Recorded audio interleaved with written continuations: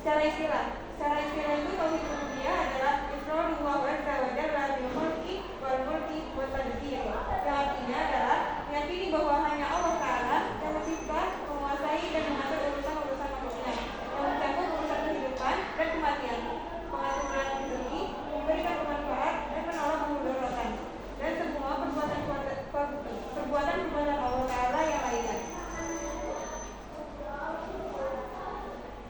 Terdapat dalam Quran surat Yunus ayat 31 yang berbunyi, A'udzu billahi minasyaitonir rajim. Qul may yarzuqukum minas samaa'i wal ardi am may yamliku as-sam'a wal absara wa may yukhrijul hayya minal mayyiti wa yukhrijul mayyita minal hayy wa may yudabbirul amra fasayaquluna Allaha afala tattaqun.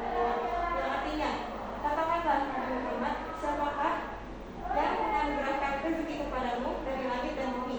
Siapakah yang kuasa menciptakan dan melarang makan? Siapakah yang mengeluarkan yang hidup dari yang mati dan mengeluarkan yang mati dari yang hidup? Serta siapakah yang mengatur segala urusan? Maka mereka akan menjawab, Allah. Maka katakanlah, apakah kamu tidak takut akan azab Allah?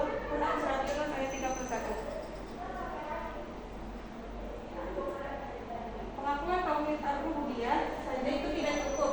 Tauhid rububiyah saja itu tidak cukup untuk menjadikan seorang masuk agama Islam. Karena orang-orang musyrik pada zaman dahulu juga mengakui tauhid rububiyah, tetapi hal itu tidak bermanfaat bagi mereka dan tidak menjadikan mereka sebagai orang Islam. Karena mereka masih menyekutukan Allah dalam tauhid rububiyah dengan mempersembahkan sebagian jenis ibadah seperti doa, penyembelihan hewan, serta istighothah yang artinya itu memohon dihilangkan kesesatan kepada sesembahan mereka berupa patung, malaikat, dan lainnya. Terdapat di surat Az-Zukhruf ayat 87 yang berbunyi, A'udzu billahi minasyaitonir rajim. Qul in sa'altum man khalaqakum la yaqulunna Allah. Yang artinya, dan sungguh jika kamu bertanya kepada mereka, siapakah yang menciptakan mereka? Niscaya mereka menjawab, Allah. Di sini ada manfaat mengimani tauhid rububiyah. Yang pertama, meningkatkan keyakinan dan ketenangan hati. Yang kedua, menumbuhkan rasa tawakal atau berserah diri kepada Allah. Yang ketiga, menghindarkan diri dari kesyirikan dalam keyakinan rububiyah. Yang keempat, melahirkan rasa syukur yang tulus. Yang kelima, mendorong ketaatan dan ibadah yang benar. Selanjutnya, meningkatkan kesabaran dalam ujian hidup. Dan yang terakhir, menumbuhkan rasa rendah hati dan menjauhkan dari kesombongan.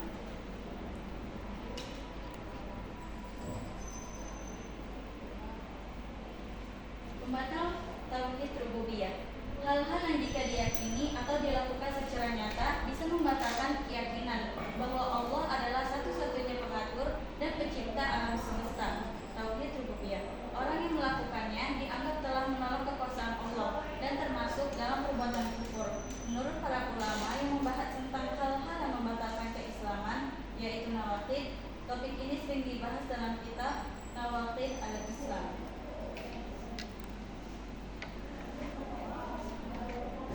Contohnya, yang pertama ateis.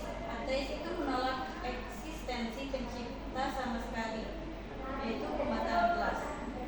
Selanjutnya, meyakini ada pencipta lain selain Allah atau bahwa ada makhluk yang secara independen mencipta atau mengatur alam. Contohnya, teologi dualisme, deisme selain Allah. Ini menafikan keesaan rububiyah.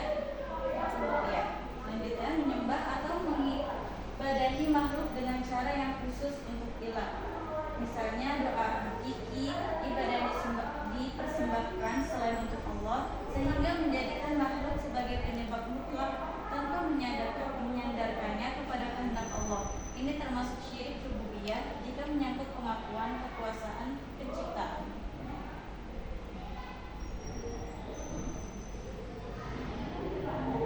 Selanjutnya ada penyimpang tauhid rububiyah. Penyimpang dalam tauhid rububiyah yaitu dengan meyakini adanya yang menciptakan, menguasai dan mengatur alam semesta ini selain Allah Azza wa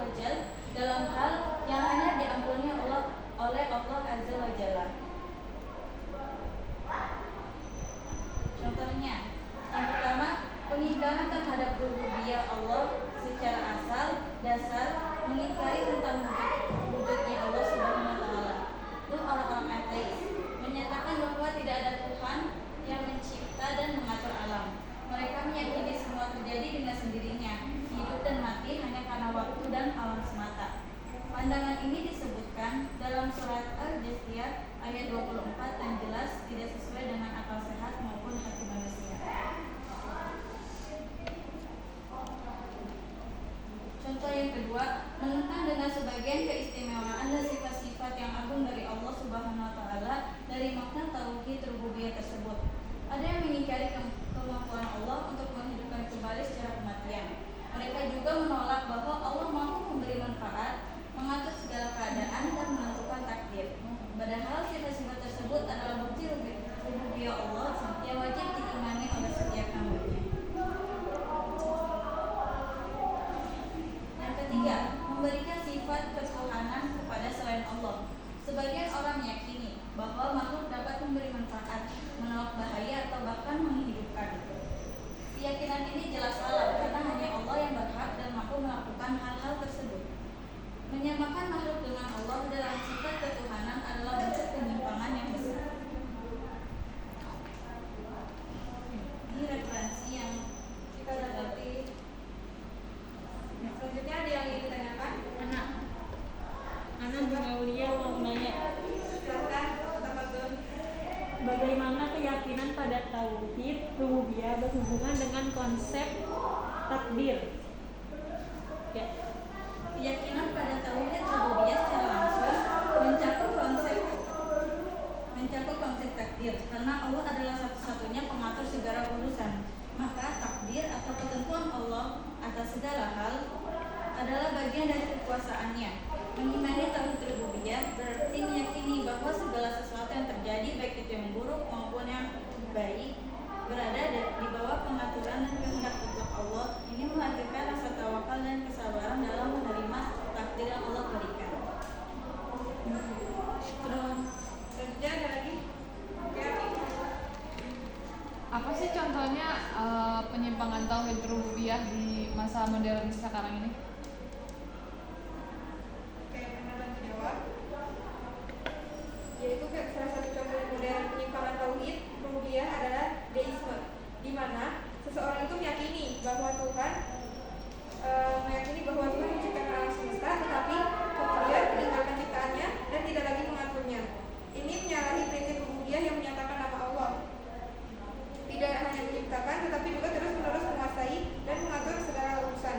Contoh lain itu adalah kepercayaan pada kekuatan alam atau fenomena ilmiah sebagai penyebab mutlak tanpa menyadarkannya pada kehendak Allah sebagai pengaturnya.